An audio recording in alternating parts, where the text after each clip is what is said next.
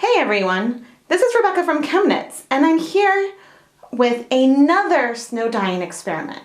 I've got to take advantage of the snow while I have the chance. The attempt to break Wilton's violet food coloring with snow on Roving was, well, it's still in progress, but I just had a sinking suspicion that it was not as successful as I had wanted. But since using snow dyeing with KoolAid was extremely successful on yarn, I thought that I would give that a try on Roving while I have access to clean, beautiful snow. So I am going to dye some full circle in pigeon. It's a lighter color than the more gray I used in the other Roving experiment. And I am going to use 5 colors of KoolAid. Now, I am going to untie this before I pre-soak this time. Just untie that a little. And I am just soaking this in some cool water. And as before, because I don't want to shock the fibers when I put the snow on top, as this is pre-soaking, I'm actually going to place it in the refrigerator and I'll add a little more water to it so that way it's submerged. But I will put it in the refrigerator so that way it will keep cool. And then we'll do some cool pattern with the 3 packets of ice blue raspberry lemonade, 1 packet of lemon lime, and 1 packet of grape KoolAid when we come back. My full circle Roving is saturated and cool. Because it just came out of the refrigerator. I pressed out a lot of the water, so it is not dripping right now. And then I just kind of arranged it in a back and forth way on this cooling rack, which I have set above a bowl just to collect some of the extra KoolAid.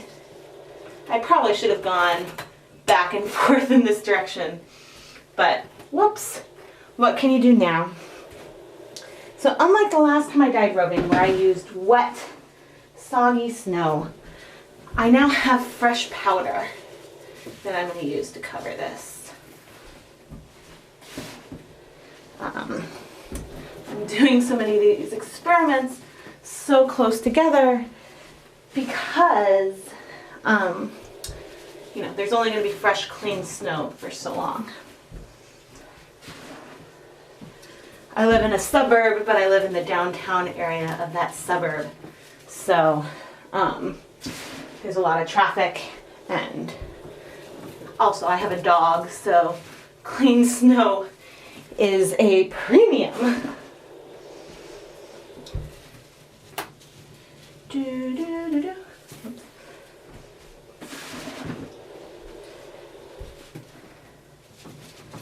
So I'm burying the fiber.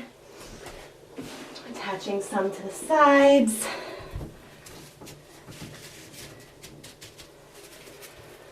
Cool. I think I'm all covered. Checking the back.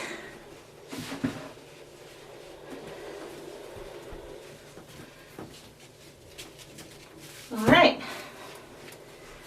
Now I'm wearing gloves so I don't get food coloring. KoolAid on my hands, and I'm just drying them with a paper towel because I want the dye to go on the snow and not on my hands. So I'm going to use 5 packets of KoolAid, 1 grape, 3 ice blue raspberry lemonade, and 1 lemon lime. Sometimes people ask me where I get them, and these all came from, I got the grape at my local grocery store, but the lemon lime and the lemon lime and raspberry came from eBay. So, someone should let KoolAid know that a lot of us like to use their products. But alright, I am going to start with the blue. glue packet number 1. I'm also kind of using this to practice my delivery technique. So I'm just sprinkling the powder on top of the snow, trying to cover as much of the snow as possible, but focusing on the interior, because that's where a lot of the stuff, that's where my fiber is. But 5 packets of food coloring should be more than sufficient. Ooh, that's a nice light dusting. 5 packets of food coloring should be more than sufficient to dye 100 grams of fiber.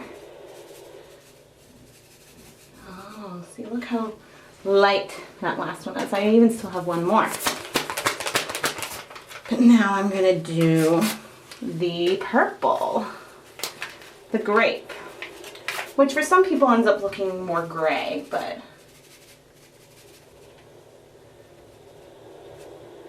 okay.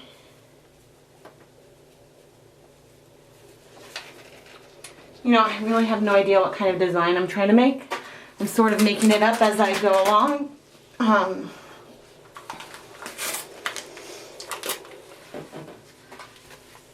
Ooh, that smells really good, which is certainly a fun part of this experiment.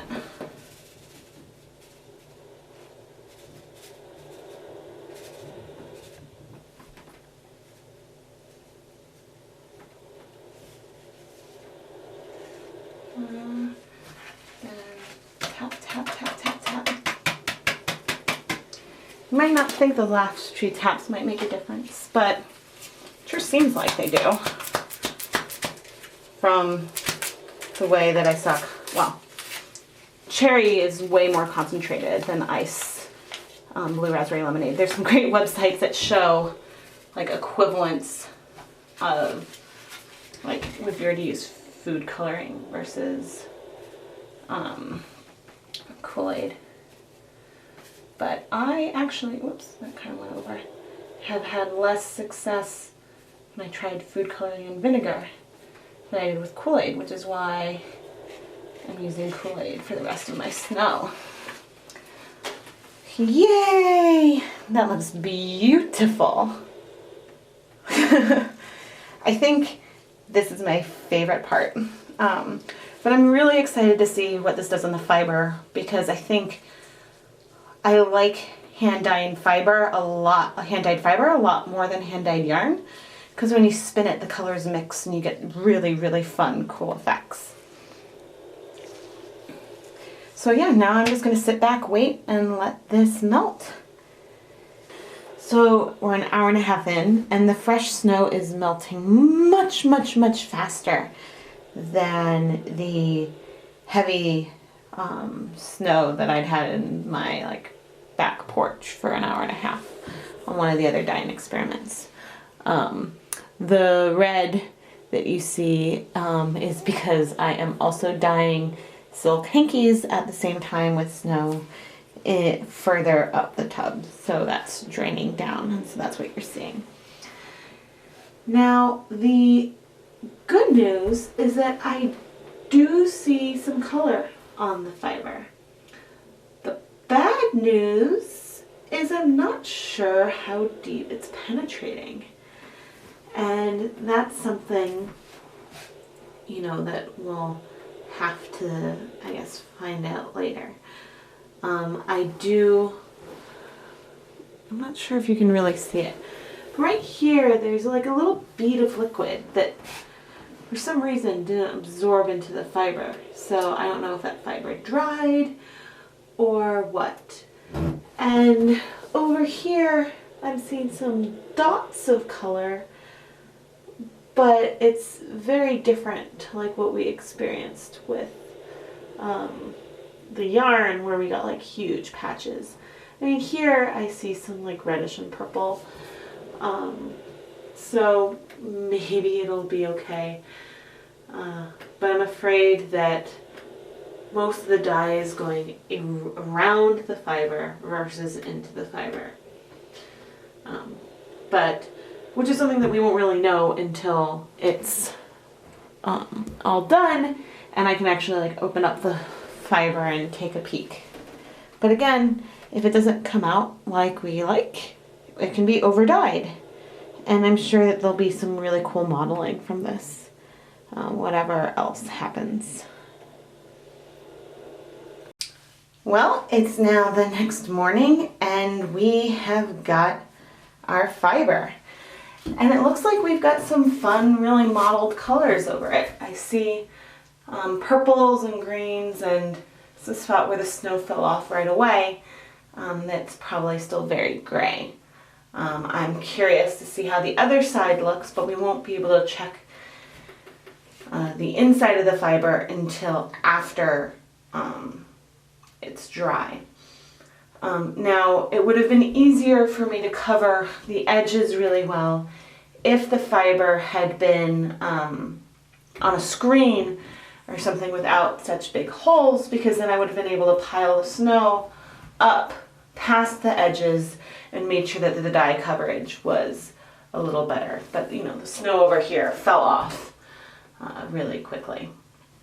So we're now gonna transfer the fiber onto a microwave safe plate gently. Ooh, this is still quite saturated. Ooh, fun. When I transferred it, I flipped it over a bit to see that we do have some good color on the bottom. So, yay! Now all that we'll need to do is heat the fiber to set the color, and I will be doing this in 1 minute increments in the microwave. But first, I am merely going to cover this up with some saran wrap, or generic plastic wrap, I should say. The nice thing is that from the past experiments, it seemed like that by this point the dye had actually pretty much set itself really, really well. So you could jelly roll your skein to keep parts from leaking onto one another. But for this fiber, I don't particularly care about that happening. I'm more curious about what we will end up with in the end. So now this is ready to microwave, and it's worth taking a peek at the run through that we got. And it is very blue. I'm not surprised from what I saw before about like the red from the purple sticking to the fiber really quickly. I have not yet decided if I'm going to hang on to this blue in case I want to over dye, but that is certainly potentially an option for later. But anyway, now I'm going to go microwave. It took 2 minutes in the microwave to get this hot to the touch. I nuked this in 1 minute intervals, and I'm now going to leave this alone and let it cool completely to room temperature. Okay, so we're going to add a little bit of liquid dish soap to our lukewarm water. Not even really lukewarm, just not ice cold. All right, now we're going to add our fiber.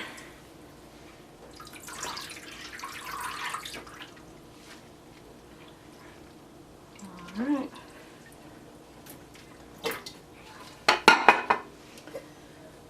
We definitely see a lot of good color added, and aww, is that some blue I see? Oh no, that's just the reflection of something. So I see some cloudiness, and maybe a tint of color, but some of the cloudiness is like some of the, you know, citric acid and stuff that went through. It's a little greenish, but that could be the soap too. So we'll refill it and keep washing the fiber until we can get it to run as clear as we can. Voila! Here we have our snow dyed fiber that we dyed with KoolAid. So we did not get total coverage or penetration of the fiber. Some of this is due to the fact that I was not able to cover the fiber 100% with the snow because everything over the edges would, once it started melting, just sort of fell off. But it's also because the fiber itself is relatively thick. Let's take a closer look. So some of these patterns that we get from the way the dye struck are pretty cool looking. Now we did have both blue and green, but you know, with blue, seeing blue on the outside and green, there's some really cool variation of color. I mean, look at the differences in those purples. You know, you get some sections that almost look brown. So, you know, I think that what we got is really fun and it'll look really interesting once it is spun up.